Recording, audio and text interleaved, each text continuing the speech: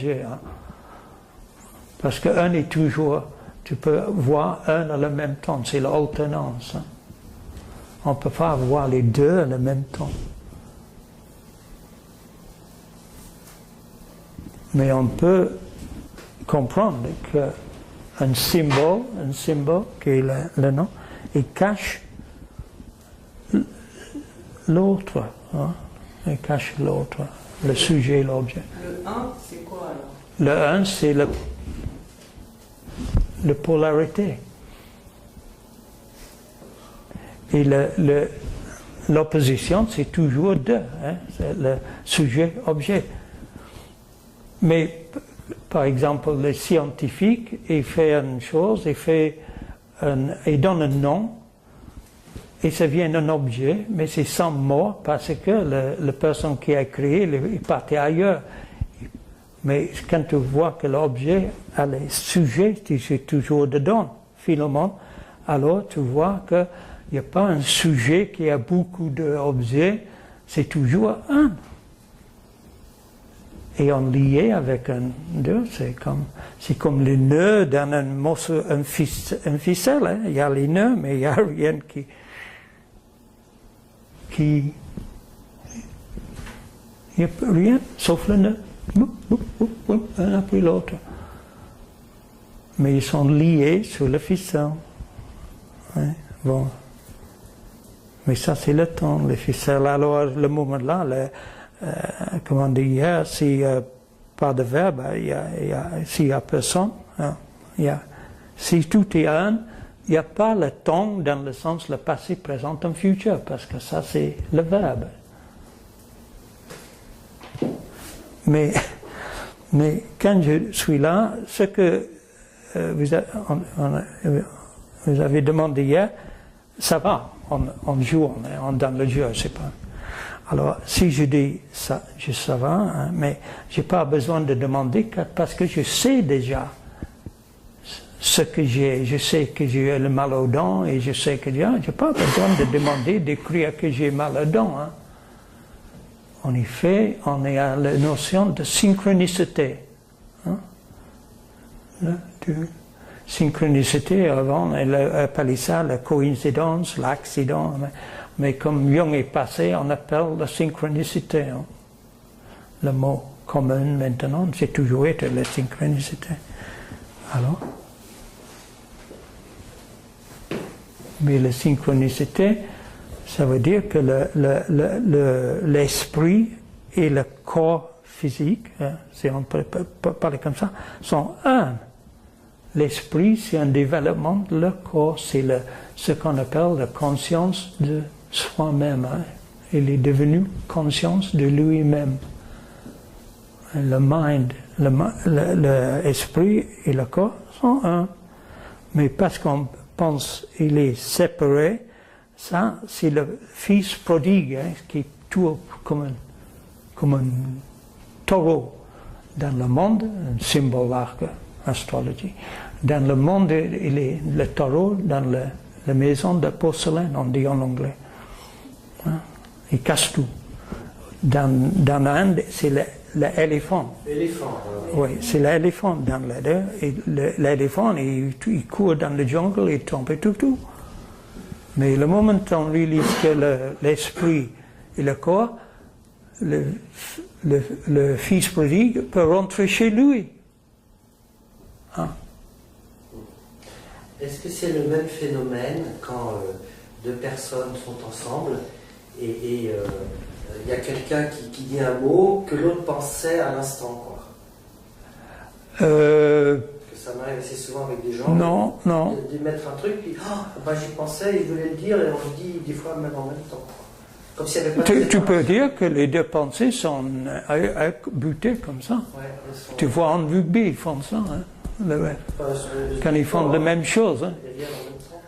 Ouais, oui. Mais ça, c'est, si on veut dire, le clash, la coïncidence. Ouais. Et après, parce que c'est arrivé à le même temps, on fait une liaison de deux, après ça vient, ça c'est un phénomène. Phénomène. Non, un seul, et après ça devient un phénomène, c'est pas un phénomène, jusqu'à vous dites je suis.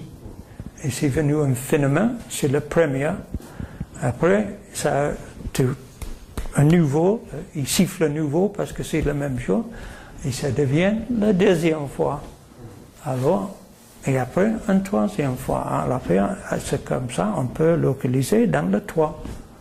C'est la loi de 3. Et comme la loi de 3, c'est 3, 3, 3, et vous avez 9. C'est le 3, le pouvoir de 9. Et 9, c'est le chant de paradis.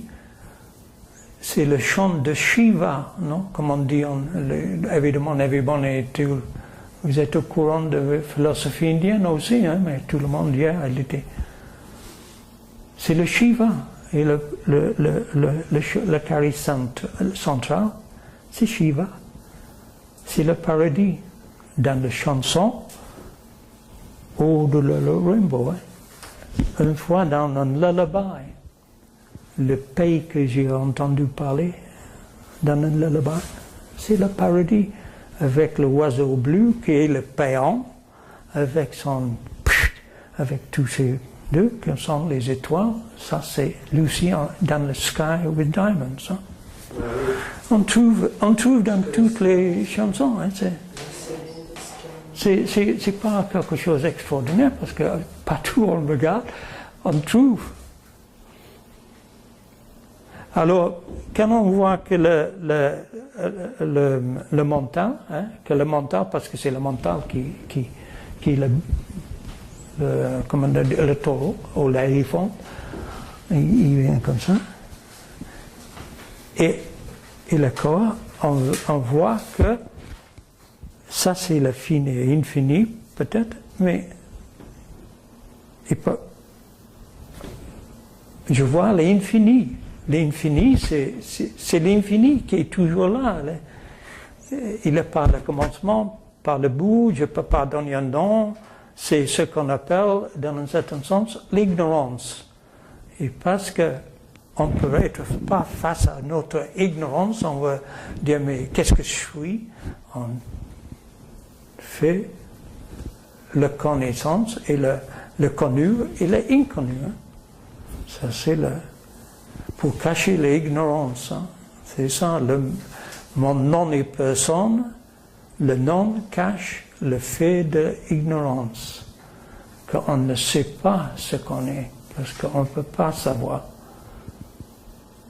C'est pas dans le monde de le savoir, l'infini ne peut pas être dans le monde de le savoir. La connaissance, c'est le savoir, c'est le corps et le mind, le corps physique et le corps subtil qui est l'esprit. Mind, j'ai dit l'esprit. À ce moment-là, mais cet infini peut pas, le trou peut pas apparaître sans le corps physique, parce que le corps physique, c'est les 5 sens, les 5 portes vers l'extérieur. Et l'énergie, le corps, il passe par les portes et tout est un, parce que tout ce qu'on voit, c'est le mind. Ce qu'on voit, c'est le mind.